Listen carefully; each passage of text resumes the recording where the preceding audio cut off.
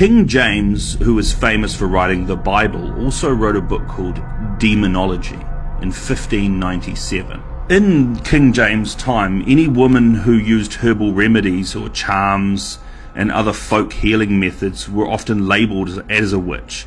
Many of these practices involved natural medicine, which was seen as a threat to the emerging authority of religious and later medical institutions.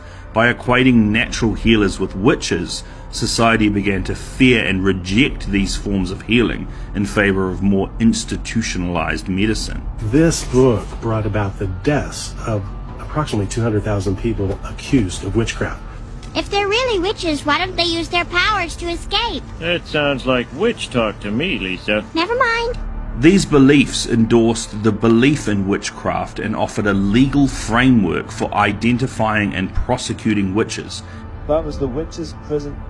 This is the townhouse. Dates back to 1626. The court and the bell tower were added in 1783. The windows on the left, this was the tax office. On the right was the courtroom. Downstairs you had a series of debtors' prisons, which is now ticket office. Upstairs you see the two small windows. That was the witches' prison.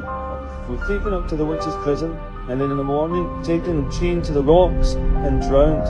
If they floated, they were witches. If they drowned, they were innocent. Either way, there wasn't going to end well for them. This was a huge push to clear out naturopathic medicine, as centralized medical industries started to form.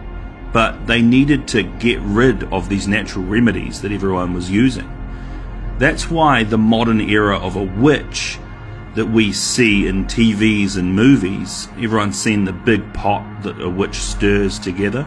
This is all tinctures and healing herbs and remedies that the witches would come out with. You see, they needed to get rid of it completely. The idea that the herbs worked was never taken into account. It was more the fact that these were witches using witchcraft and that the medicines themselves actually weren't real.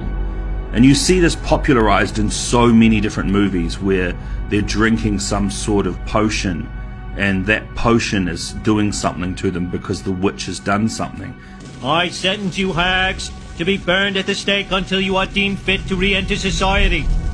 And now we look at witches as sort of a fantasy and we put it in the same realm as vampires and zombies, but really it has a very dark and very real historical link to the fact that these people were burned at the stake and thrown into rivers to see if they floated, or many different other things that they did to these women who were just collecting charms and making herbal remedies.